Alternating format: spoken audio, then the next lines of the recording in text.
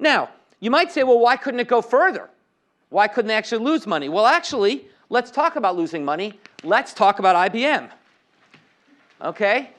Figure 11.2. IBM was living the sweet life before 1990. They had all these big mainframes. They sold them for gobs of money. They made tons of money. Okay? So now let's consider what happens when the PCs come along and all of a sudden IBM starts getting killed. Nobody wants their big mainframes anymore. Everybody wants Dell PCs. So suddenly IBM starts losing money. So now in figure 11.2, we have IBM's marginal cost and average cost curve. Let's look at the market for mainframes now. So figure 11.1 was the market for PCs. Now we're in the market for mainframes. Okay, now figure 11.2 is the market for mainframes. In the market for mainframes, once again, we have a number of identical firms. We'll assume we have a number of identical firms in the market for mainframes. In the market for mainframes, where they're initially at the supply curve SR1, it's pretty flat because it's a well-established market. Lots of firms are already in this market.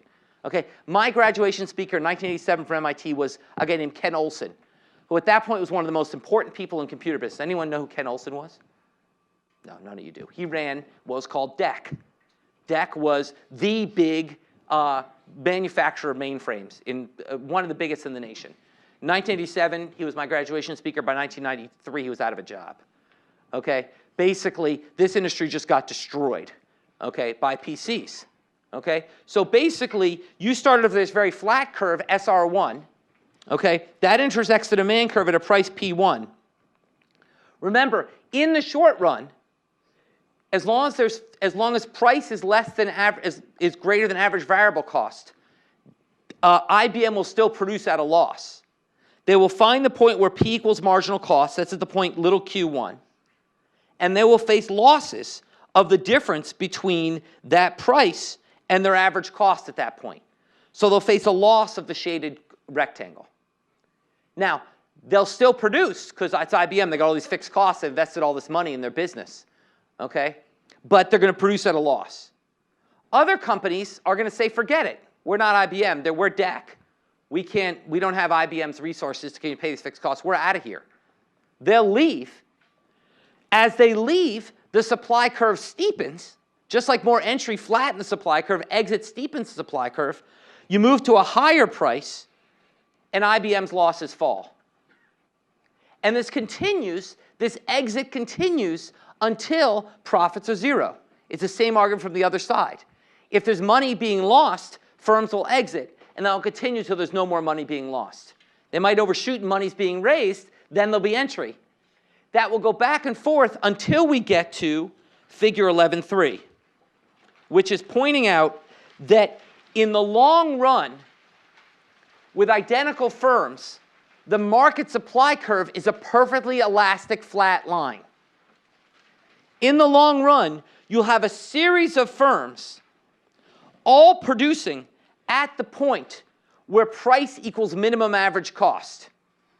So in this diagram, this is forget the fact, you don't have to worry about the values on the x and y axis, just think of the illustration. The point is you've got a series of firms that have marginal cost curves, which are all supply curves. Remember last time we unveiled what the supply curve comes from. It's a long-run marginal cost curve. That long-run marginal cost curve will intersect long-run average cost at long-run average cost minimum. And by the proof I so eloquently presented earlier, you will see that all firms will end up at that point where marginal cost equals minimum average cost. And therefore, the long-run market supply curve will be a flat line at the minimum average cost level. Okay? So what we've proved here is the long-run supply curve, long-run supply with identical firms and free entry and exit will be perfectly elastic at minimum average cost. So that we've just proven that competition leads to cost minimization. Competition leads to cost minimization. Okay? The fact that firms can enter and exit when there's money to be made means they will do so till there's no more money to be made in this extreme case of perfect competition. And there's only no more money to be made when every firm is producing as efficiently as possible. Think of it the other way. If there are firms that are producing inefficiently, then another firm can come in, produce efficiently, and make money. Right? If I'm producing inefficiently and I'm producing at a cost of 8 and selling for 8, and someone else can come in and produce at 6 and sell for 8, they'll come in and make profits. For a while, till someone else realizes, hey, I can sell at 6.2 and I'll come in, or 6.1 and I'll come in, and it'll keep going, battling back and forth till there's no profit to be made. Now, obviously, it's sort of an extreme case.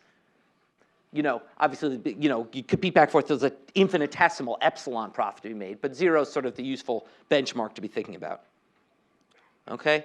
So if firms don't cost minimize, they'll just get out of the market. They'll just be chased out of the market. Okay? There's an example where this is going on right now, which you can see in the real world, which is fast food in Russia. Okay? In Russia, before the 1990s, there were no McDonald's. There was no capitalistic burgers. Okay? There was no fast food. McDonald's opened its first restaurant in 1990, and there were huge lines. Basically, people just lined up, and they could charge whatever they wanted for their crappy burgers, because people were very excited to have crappy burgers. Okay? And then they made so much money that now they're growing rapidly. Indeed, in 2013, McDonald's opened 357 restaurants in Russia, and it plans to open another 150 over the next 3 years. But McDonald's is now not alone. Subway has 400 shops. Wendy's, KFC, Burger King have already entered the market with new restaurants. And basically, pizza places, the number of pizza places in Moscow is growing rapidly. And basically, Perloff says that it costs about $400,000 to set up a Papa John's store in Moscow, which can turn an operating profit in 3 months. So basically, we're seeing this massive entry of fast food into this Russian market. And that'll continue until there's no more money to be made. But right now, we're in this period of massive entry. Okay? And that sort of example is playing out in reality. All right? Questions about that?